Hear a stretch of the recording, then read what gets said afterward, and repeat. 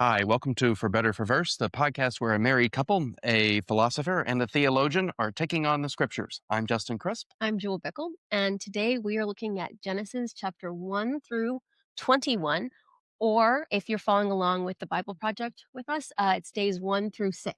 We have started our New Year's resolution to read through the Bible from cover to cover in 1 year. We'll see how this As goes. Jill just mentioned, we at St. Barnabas are following the plan put together by the Bible Project, which is a resource that we highly recommend. We're so grateful to them.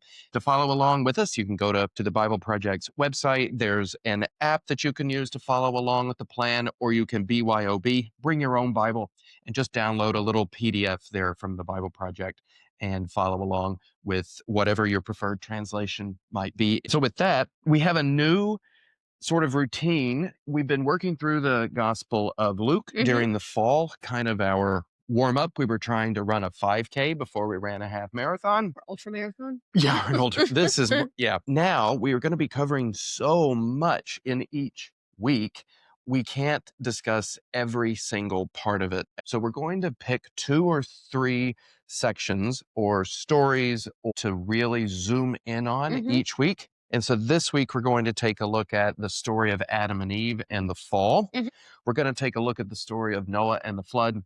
We're going to take a look at the very beginning of the story of Abraham and Sarah, and particularly what goes on with Hagar. We're going to start with Genesis chapter 2, verses 4 and following, which is the second creation story, the one with the garden and Adam and Eve and the tree and the snake. Jewel, what do you love Well, I was about going to this say, story? excellent. The first thing we need to do is, what do you mean the second creation story? This is the Bible. I thought there's just one creation story. Well, what do I mean? What do you mean? The first creation story is found in Genesis chapter 1. It's familiar to us from the line, "Let there be light," and there was light. God speaks creation into being by saying commands, and these commands coming about. And it was good for 6 days. On the seventh day, God rested. Yep. That's what we have for the first creation story. And that creation story, to my mind, really emphasizes God's transcendence from the world, God's mysteriousness. This God is all powerful, or is at least extremely powerful, powerful enough to bring things that did not exist before From into nothing existence. to something. And in the second creation story, we go from that bird's eye view, right? The 6 days of creation followed by the seventh to rest, this big cosmic vision. We go from that bird's eye view into a very personal, imminent, you might say, story of God's relationship with a particular part of his creation, namely humanity. Yes, yes. And I think that one of the things we'll notice over and over again in Genesis is the same story being told slightly differently. And that can be kind of jarring at first because you think, is this a second creation? Like, what's going on? One of the things to keep in mind is as we're reading it, is that it's the same story. We're just kind of taking a different approach, right? So think of maybe one is like a history, even though I wouldn't say these are history. One's a poem, perhaps, and one's a personal essay or something like that, right? That's really good. So they're different accounts of the same event. And that's going to continue to happen with basically all 3 events we talk about. Absolutely. And there are some who speculate that these retellings of the same story over and over are because there are multiple authors of the same biblical book in this section of the Hebrew Bible.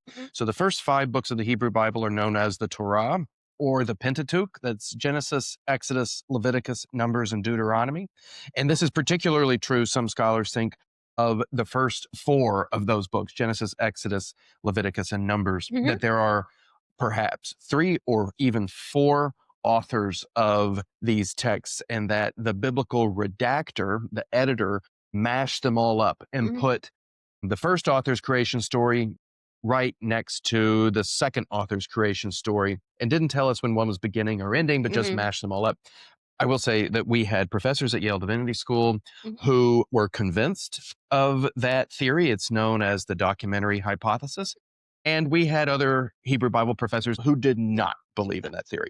Whether you do or don't, I don't think it matters very much. Doesn't matter. We just wanted to give you sort of a heads up for what you were reading in case you were wondering and Yeah. confused. Starting with our second creation story. These are the generations of the heaven and the earth when they were created. As you said, this account is more personal. It's about God's relationship with particular individuals. In this case, Adam, Mm. man, literally ground, the ground in the Hebrew, right? What's interesting in this account is that man comes first, and Mhm. then we get all kinds of animals. Yep.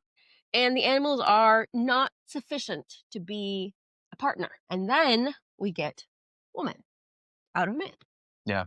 Eve. Eve. And I was like, there's been a lot of talk in the history of Christian thought.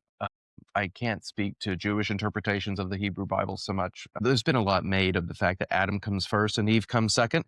I don't think that matters very much. It's not trying to install a hierarchy between man and woman here in the biblical narrative. I think instead it's showing that humanity from the very beginning was made for relationship, and that there was something about the relationship between humans and other animals that didn't quite suffice. It didn't Wasn't quite equal in the way that man and woman were exactly, able to be partners in exactly. that way. And that kind of partnership, that kind of relationship is something that we are made for. We're not made to be alone. Absolutely, absolutely. So the other part of this version that's really interesting is the role that God plays, and that is as an actual character in the story, Yeah. right? So God took man, did this, puts him in the garden here, says, "Here's what you're going to do. Here's what you're going to eat. Here's how you're going to act." I love that in verse 8, Hmm. it says God planted the garden. I have this image of God out there with, like, some seed and a hoe. God is planting this garden. Yeah, he's probably like, it's a beautiful garden. I'm Probably sure, really good, I'm sure it real was good really good. planter. I'm sure it was really good. Green thumb all the Good. way. God is participating. God is friends with Adam and Eve, which is kind of interesting to think about, especially since, sometimes when we think about the Old Testament, the God of the Old Testament is like this big, scary, foreign thing. And here's one just like, well, as we'll see in verse 3, walking in the garden. So Yeah. let's talk about that. This God gives Adam and Eve a little bit of advice. I wouldn't call it advice. He gives them a command. It comes in chapter 2, verse 16. The Lord God commanded the man, saying, "You may surely eat of every tree of the garden, but of the tree of the knowledge of good and evil you shall not eat. For in the day that you eat of it, you shall surely die." There's something about the fact God builds into Eden the possibility of Hmm. betraying God, builds the possibility of that betrayal into the garden itself. And I think that's important. Some people say that the fact that God puts the tree there is like a trick. It sets Adam up for failure. Yeah, I maybe don't think setting him so. up. I think it shows that God didn't create Adam to be an automaton. God created Mm, Adam free to be able to choose whether he goes along with God's purposes or not, whether he hmm. wants to be friends with God on a continuing basis or not. And then you get the story of the serpent. It says the serpent was crafty, more crafty than any other beast of the field that the Lord God had made. So the serpent is a creation of God. The serpent somehow betrays God ahead of time. We'll have a lot to say about who this serpent becomes later on, Hmm. perhaps. But there is a serpent there who has a similar kind of freedom and has decided to be God's adversary Mm. and to tempt the human beings. And so the serpent goes to the woman. The serpent said to the woman, "Did God actually say, 'You shall not eat of any tree in the garden?'" And the woman said to the serpent, "We may eat of the fruit of the trees in the garden, but God said, 'You shall not eat of the fruit of the tree that is in the midst of the garden, neither shall you touch it, lest you die.'" That second tree is the tree of the knowledge of good and evil. Mm. The serpent said to the woman, "You will not surely die, for God knows that when you eat of it, your eyes will be opened, and you will be like God, knowing good and evil." And I think that the way that the serpent tempts Mm. Eve here is really remarkable.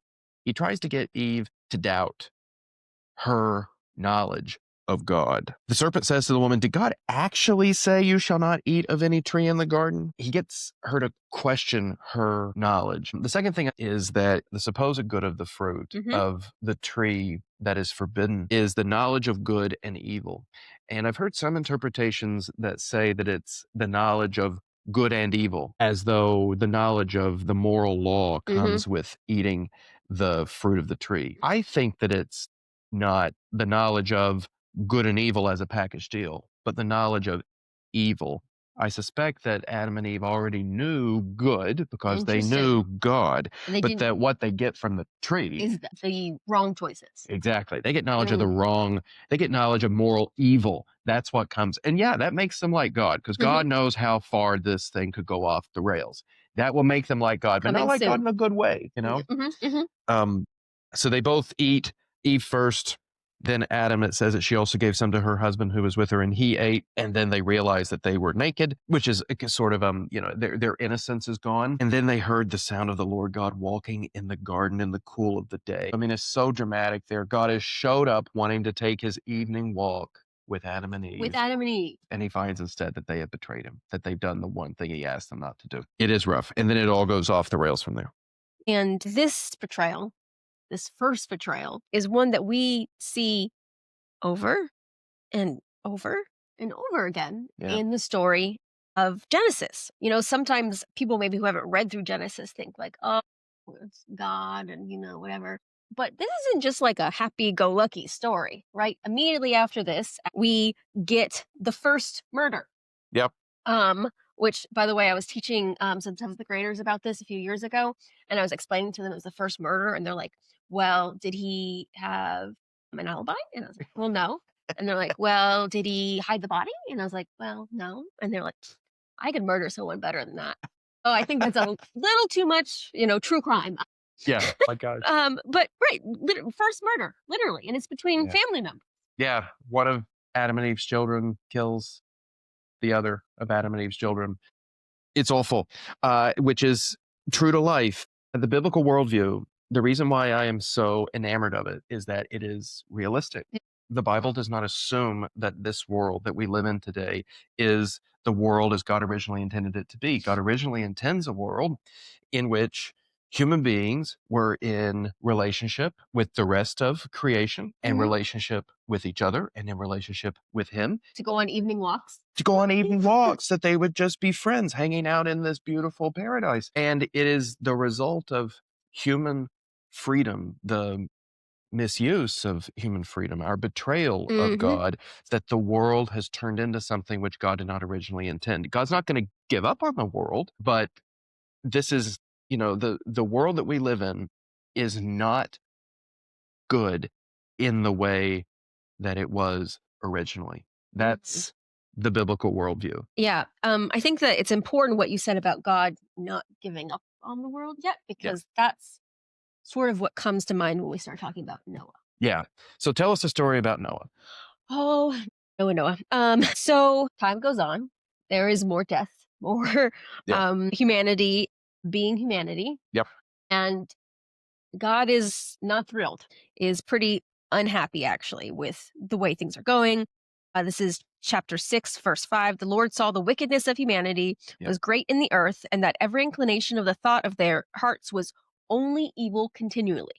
The Lord was sorry that he made humankind on the earth, and it grieved him to his heart. So the Lord said, I will blot out from earth the human beings I have created, people together with animals and creeping things and birds of the air, for I am sorry that I have made them. Whew. Wow. And you kind of feel for God here. You think about what God's original intent was for it, this friendship relationship with Adam and Eve, and things have gone so badly among these free creatures that God has made that he's sorry that he did it. Hmm. It's not at all what he expected. No. And so he tries to, he hatches a plan to fix it.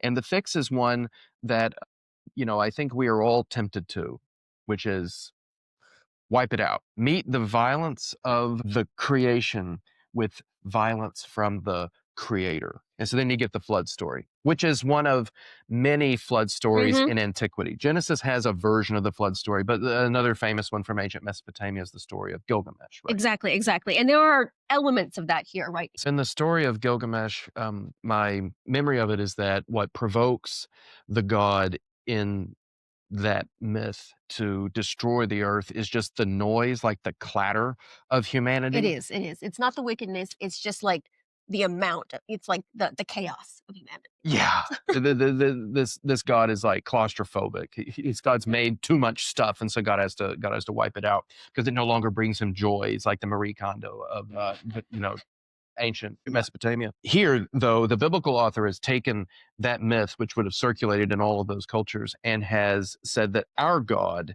wouldn't be annoyed with just like the noise Chaos. and the No. chaos.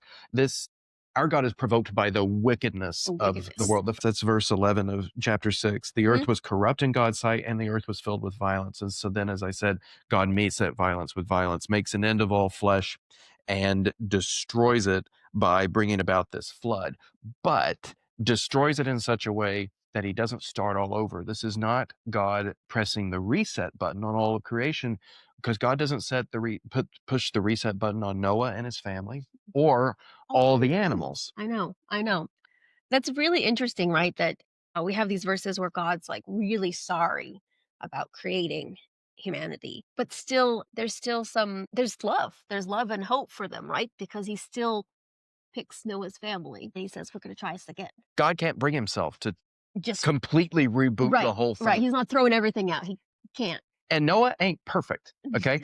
Noah, so this, the story which is so well known to us from Sunday school has a twist at the end, which is not well known from Mm, Sunday school. absolutely. This So the is flood, it rains for 40 days and 40 40 nights and then nights. forever they're in. They have to wait for the flood, the waters to subside. So they Yeah. keep staying in there, staying in there. Eventually, after sending out birds, Noah realizes we can open it and go out into the world. Yeah. And then God makes a covenant with Noah and also with the animals. I love this. Behold, I establish my covenant with you and your offspring after you, and with every living creature that is with you, the birds and the livestock and every beast of the earth with you, as many came out of the ark. And never again will I act in the way that I just acted. Never again shall all flesh be cut off by the waters of the flood, and never again shall there be a flood to destroy the earth. And then the sign of that covenant is the rainbow. But the twist is that almost immediately after God Mhm. makes this covenant with Noah and his family in creation, Noah goes out, plants a vineyard, gets drunk from the wine, and lays naked in his tent. Yeah, he has a little PTSD or something like that. I know. I mean, the poor dude, I mean, you can kind of feel for Noah. He's been through a lot, right? And so he gets drunk. And And he just becomes a drunkard. then his children, his sons, Yeah. Yeah. Make fun of him a little bit. they make fun of him. I mean, it's hard for us to see because it's said in the language of this culture within which to see somebody naked is not just it's not just inappropriate. It's not just a violation of privacy. No. It's really to see them at their morally as well as physically vulnerable. Hmm. Hmm. It's a betrayal to see somebody.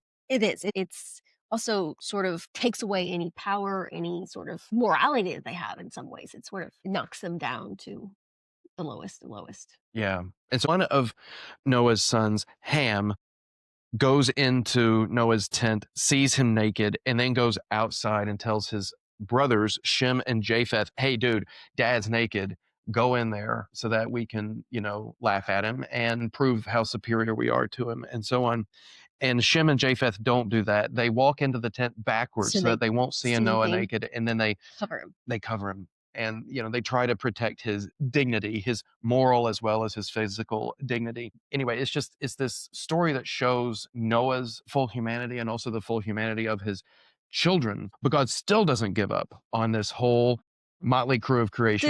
Still says, well, keep working on it. His Keep working on it. God hatches a rescue plan through one particular family whom he Mm-hmm. chooses seemingly at a whim, and that's the family of a man named Abram. Mm-hmm. Mm-hmm. Yes, chapter 12. Chapter 12, first verse. Now the Lord said to Abram, go from your country and your kindred and your father's house to a land that I will show you. I will make of you a great nation, and I will bless you, and I will make your name great, so that you will be a blessing. Leave your country, and I'm going to bless you. And then through and his family, the whole world is going to be blessed. This is God's Yes, that's rescue plan. the plan starts with this guy right here. And the promise that God makes to Abraham is for two things in particular: land and progeny. Land and descendants who are more numerous, he says, than the stars in the sky. or sand in the desert. And they, Abram isn't well behaved either, just like Noah. He is not perfect. He is singled out by God to receive a promise to be a part of this rescue plan In spite of himself in some ways. in spite of himself. Abram and Sarai, in time, begin to doubt whether God is actually going to give them land and progeny, particularly the progeny Progeny. piece, because they are old and they are childless and they don't seem to be able to have a child. And so they hatch a plan to fulfill this promise By themselves. on God's behalf. Yeah, they're like, we got it, God. Don't do worry. And they take one of their household slaves, Hagar, and Sarah gives Hagar to Abram and says, "Have a child with Hagar." The Bible's rated R at this point because it's a story about us. It's a story about humanity, and humanity is, the history of the world is rated R, people. So Abram and Hagar have a son named Ishmael, and Sarai predictably becomes very jealous of Hagar. Absolutely. I mean, because it's human nature. Duh. This is really going to get me in trouble with all the people out there. But this is how I kind of feel about open marriages. I'm like, it just ain't working, right? It's just impossible. It doesn't matter if you came up with an agreement with your spouse. Yeah, sure. You can go and have, liaisons with other people and I'll be fine with it. No, you're not going to be fine with it. It is human nature to get jealous when our spouses are not faithful only to us. And the same thing happens to Abram and Sarai. And Even though so, it was her idea. even though it was her idea, she still ends up feeling left out.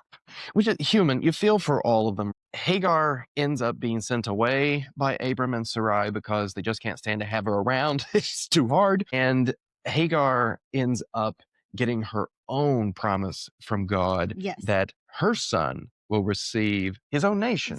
Ishmael's going to have his own nation, his own blessing, which I think is extremely powerful. But anyhow, I just think that human desire to fast forward God's promises and make it happen ourselves, and then to do so in a way that, of course, we become unsatisfied with.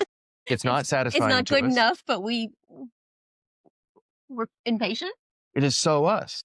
It is so us. I don't mean us, okay? Right? It's me. It's me. No. I don't. Let's be honest. But it is such a human story. It is. It's the story that we're going to see over and over and over again. It's true. Week after week. It's true. So we started out with the transcendent God who is also personal and immanent in creation in the second creation story. We talked about the biblical worldview, the fact that the world is fallen. We talked about how it got so bad that God felt God needed to wipe the slate clean in a violent way, but then couldn't bring himself to completely wipe out everything. So makes a promise with Noah that he's going to rebuild creation using Noah and his family and all the animals that they save. And then God makes a promise never to act in that way ever again. And then God tries to find a family through whom to rescue the creation that is brought about through Noah and his descendants, given that Noah and his descendants are also not morally perfect and they become wicked, and makes his covenant with Abram and Sarai. They aren't that great either. God tries to remain faithful to them, doesn't just try, but is determined to do so. Determined to remain faithful to them. Right after the story with Hagar, God makes a covenant with Abram. That's when he gives Abram the name Abraham.